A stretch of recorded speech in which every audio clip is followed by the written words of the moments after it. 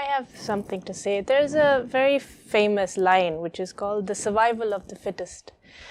Now, I being an actor, I'm also a medical practitioner. I studied cardiology. And as an actor, I've always advocated less makeup, simpler ways of life to all the people who would follow me, for example.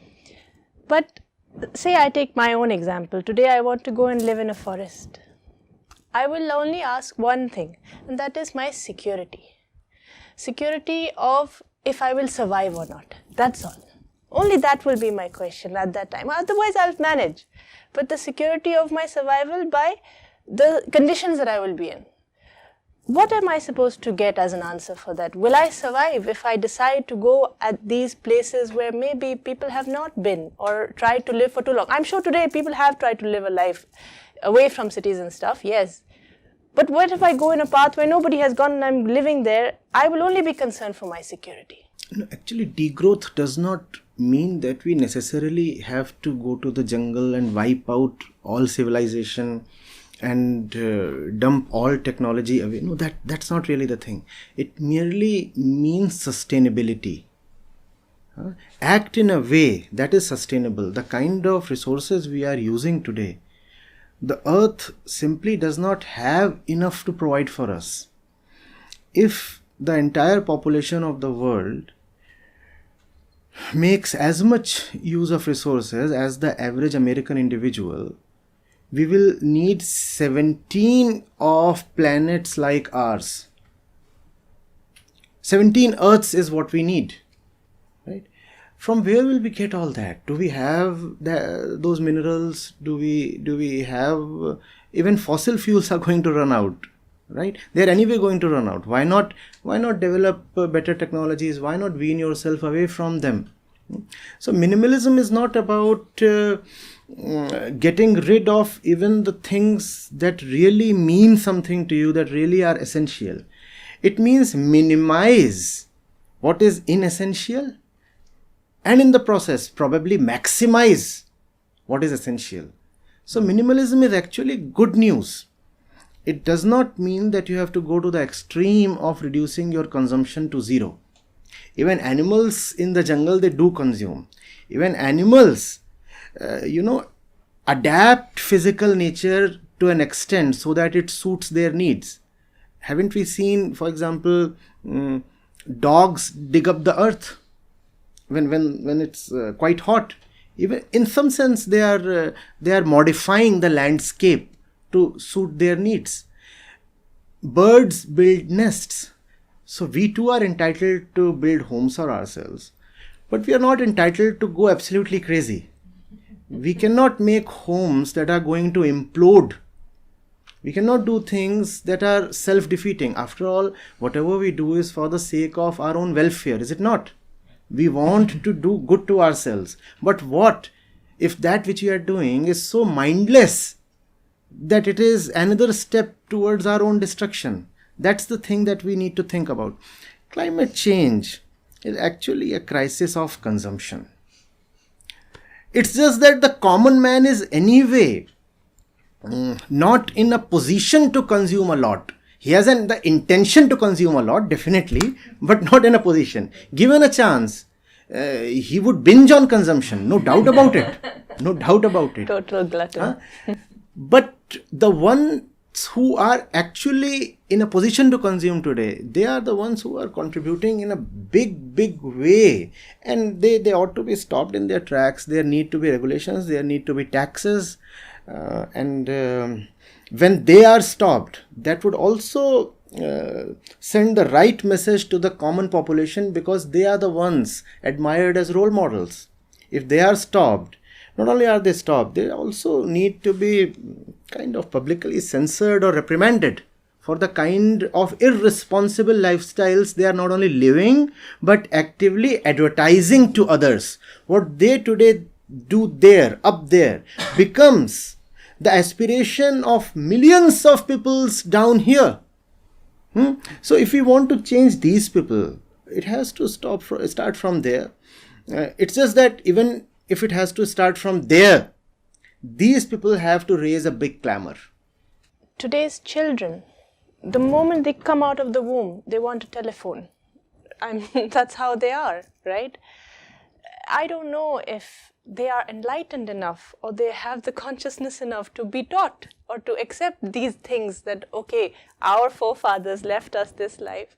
The future kin are already in the mood to go way beyond consumption that we can even imagine. They have exceeded already at that age. Today, 2-3-year-olds don't want to have, I don't know, simple things which we were given when we were 2 and 3. They want to have gadgets and technology, and they want to consume way more than we ever consumed. So how do you increase the consciousness or give them the, collectively make them appreciate a lot more even the information that you're providing? Even this that we are doing here is a collective exercise in education. So it's education that matters a lot. Huh? What we are saying here will go to a lot of people. The kids can be trained either way. We have both the things present within ourselves.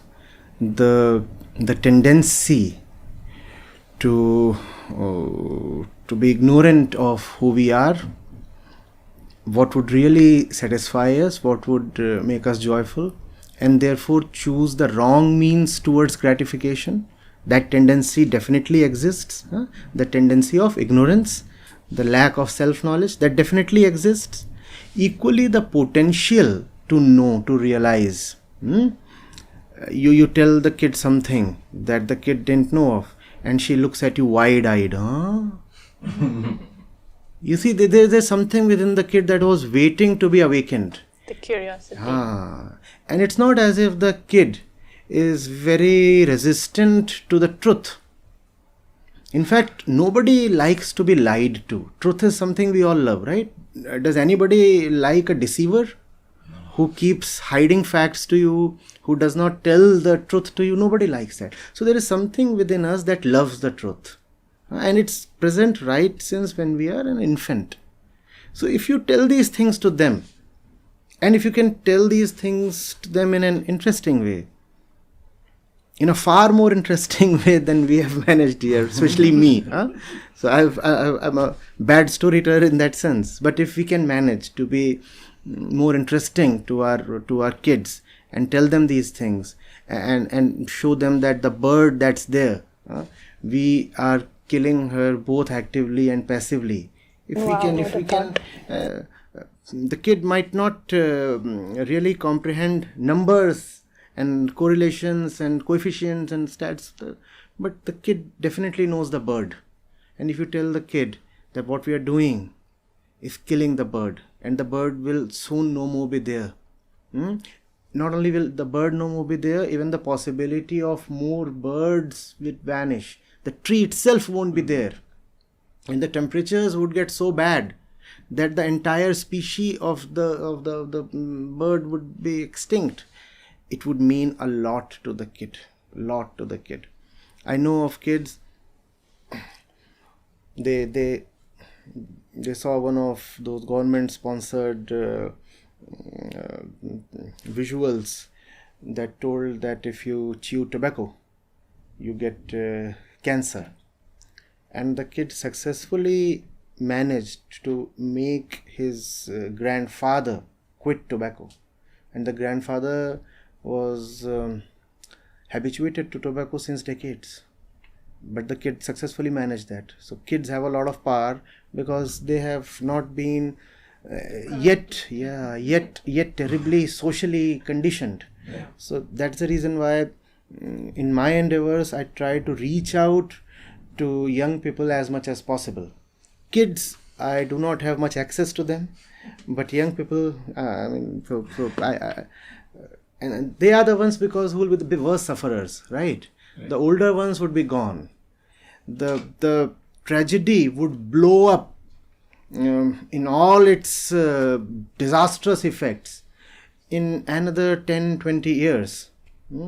So the ones who are born, let's say around or after the year 2000 in this century, they'll be the ones to take all the impact on their chests. It's going to be very, very bad for them. Very bad for them. Temperature, rainfall, humidity, mental state, economic welfare, everything would suffer in a way we are not even imagining today, because we are being distracted towards a lot of inconsequential things. We are being made to think of that which does not matter. Look at how the mainstream media and the social media, everything is brimming with mindless entertainment, and that is crowding out the real issues that must come to us. Nobody is talking of the real things, whereas this is going to hit you so hard. I mean, what do you think? When all this will happen, mental health will remain okay? No. In fact, it would have an effect even on social relationships. That's another piece of data. Men are far more inclined to dismiss climate change than women. And men are responsible many, many times for climate change than women. So the aspect of patriarchy too is involved here. It's considered manly, for example, to burn fuel, burn this, burn that, have the burning tip right in the middle of your lips. So that aspect too is involved here. Then there is race that's involved here. The white man is far more responsible for this, and not only that, the company is run by the white man. We are talking of BP, Shell here. They are dumping all their waste and a lot of the ill effects of their carbon on people of color. So everything is going to blow up because everything is at stake. We think, no, only the temperature will rise a bit. So what will we do? We'll adjust our air conditioners. How does that matter? Or we'll find another planet. Just kidding, sorry. No, that's very important. The fellow is a big role model. And he's saying climate change does not matter. He's saying we rather need to have more kids, we need to procreate, do this, do that. This population explosion is at the core of climate change because it is so much in line with the philosophy of having more. Just as you want to have more furniture, you also want to have more kids. And the super rich have thrice the number of kids as the average individual, the average couple. I wanted to ask you, that was exactly going to be my question. 2018, 19, this is a very personal thing, but my wife and I were discussing 11 years of marriage, we need to plan a kid. And I was not in for having a kid, and my wife was, we need to have at least one kid. Because I was constantly contemplating over ethics of having a kid, not just from the aspect that, hey, we are going to be producing another consumer. So I was thinking, here's the massive amount of contribution that I'm going to create, do for climate change contribution. But then also bringing a kid in this kind of a world where there's so much mental stress, so much of this happening. So I wanted to get your sense, because there's also this constant thing of us, human race, also surviving. If we don't procreate, how are we going to survive? So many of these things that happen. Just today, if you look at the newspapers, China, Xi Jinping, he says China needs more kids. So we are going to tweak with policies so that China has more kids. Otherwise, it's going to interfere with economic growth. We need more hands, more workers, more young people. And if we don't have kids, how will we have all of that? So, you see, I used to have this position till around 4-5 years back. Kindly desist from having any kids at all. It's just that we want people to be cooperative. And being in public life, I have learnt that if we take extreme positions, what we get is extreme reactions. The blowback is not useful at all. So if you tell people that if you want to be on the right side of climate activism, then you must not have any kids, then they just drift away from all climate discussions altogether. They say if we get into it, we'll be prohibited from having kids. So better say have one kid. That's okay. That's far Because even having one kid would mean population decline. If a man and a woman have just one kid, that is largely okay. If you have no kids, obviously that's wonderful. But that's a personal thing, a very, very intimate thing, and not an advice one can dispense. I cannot tell my neighbors not to have any kids, but I can advise them not to have too many of them. Stop at one. Please stop at one. And if you are too crazy about having kids, all right, at the cost of feeling guilty and feeling guilty your entire life, go for two. Go for two. So I do not want anybody to have 2 kids. Nobody should have 2 kids. But when I say you may have 2 kids, it is to bring in line those people who plan to have 5. Because there are people who think that unless they have a full nest, life is not worth living. And the fullness to them means lots of cars, lots of furniture, and lots of kids. And lots of zeros in their bank balance. More is better, just have more. The same lack of philosophical depth. So, just have one kid. That's okay. But somewhere or the other, it will totally depend on the economy, right? For example, in Japan, there is a lot of population that are very aged, right? So, they need kids. So, even if we start having one kid, then there will be a point when the population pyramid will be like, we have a lot of old people. Then we'll be like, we need to have more kids. No, so there are a lot of old people then? Then like the population will be like, the younger generation will be very less. So we will need more young people to, Something is less. The numbers are not there. So why do you need more people? There is a philosophical disconnect here. Logical disconnect. Yes, in the population pyramid, right? The proportion of youngsters has reduced. Now, why does it need to increase? Then who will work? Why do you need to work? The workforce will need people, right? To sustain the... 80% of Britons say that their work does not meaningfully contribute to the world at all.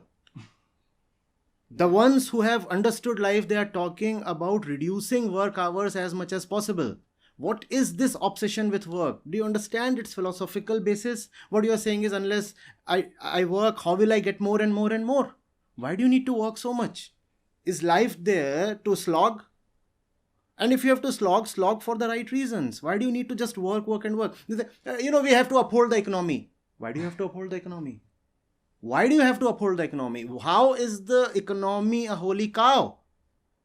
What's so sacred about the economy? Please tell me. Do you want welfare or do you want economics? And economics is not necessarily contributing to welfare. We'll need to take this head on. It's all right to not have great GDP. It's all right not to have great income. I'm not saying that you should rush towards bankruptcy. No. Don't quote me in an extreme sense. But I'm asking you, how is it important to have scorching pace of economic development? How? Let it be there. Fine. You're doing well. At this moment, do you really bother how much money do you have? There is something more important, something far more engrossing going on. And all those thoughts are not there. All those thoughts come to you when this thing is not there. This is what is sacred. That is not sacred. That at most is a facilitator. That helps you buy these cameras.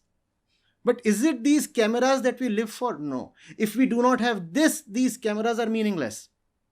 What is important? This discussion or the money that buys these cameras?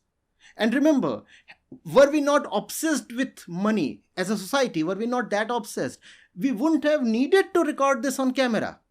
Even these cameras are needed because the rest of the society is obsessed with money. Otherwise, the 4 of us can happily have a sweet, intimate conversation here, sip some tea, and then spend the afternoon pleasantly as nicely as possible, right? That would be a great way to spend an afternoon.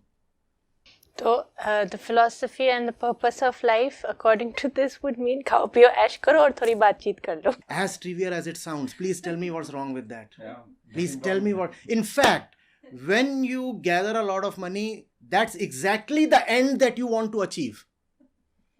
The ones who have dumped millions into their accounts, is this the state not what they have dumped that money for? Dumped in the sense of gathered. Ultimately, that's what you want. Khao piyo ash karo. And if that can happen, even with a reasonable amount of money, not an extraordinary level of money, what's wrong with that? What's wrong with that? Khao piyo aish karo and have great conversations, sit like this, talk, wonder, meditate, have some compassion, let a little bird come here, sit and participate. But what's wrong with all of that? If people would have started thinking like this, say like 30 years back, then maybe we might not be having the things that we already have right now. Say the AC. I know you will say that in that case maybe AC ki zarurat hi nahi hoti. But like where is that stopping end? Ki we can think of that. Ki this is the point where we can like chill. Listen, kid, it's not the air conditioner that's really a problem, right? Do you know how badly we use air conditioners? Do you understand that? Do you see how we use air conditioners even when there is no need? I know of people who put the AC at 18 in the month of May in New Delhi, right? And then sleep under 2 layers of quilts. Oh God, that's insane. I know of people who want to enjoy both the feel of fresh air and air conditioning.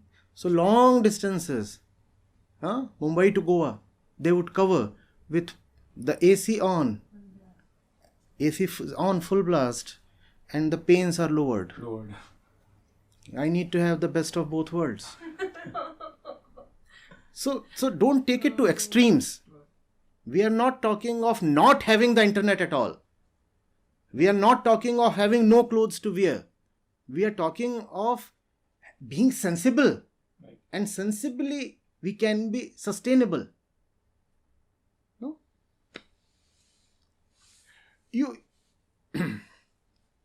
She was wondering yesterday, why does Bombay have so few SUVs? You have luxury cars here, not so many SUVs. I said, because the value system is different. Delhi, if you are somebody, you need to show it off by having a Fortuner. It's muscular. Do you see the patriarchy there? And that's the land of patriarchy. Bombay is a bit more feminine, at least more balanced. So people don't feel the need to have huge trucks. Fortuners, this, that. So you have more Mercs here, BMWs here. Not saying that everybody must have a Merc or a BMW. Not saying that. But just pointing out how our consumption is driven by our false values. That consumption is not driven by our real needs, but by our false values. Real needs, I'm all in favor of addressing them. Right? You need a vaccine. We must have an industrial complex to develop vaccines. You need computers. We must have all the technological growth possible. We must be able to launch satellites. We must be able to go to other planets. It's the intention I'm talking of. Are you going there to exploit that planet, or are you going to know that planet? What is science for? To know or to have exploitative technology.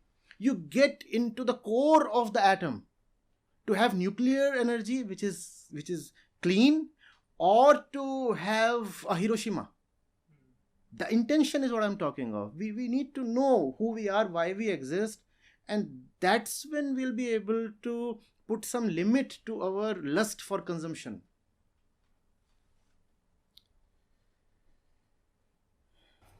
Wow.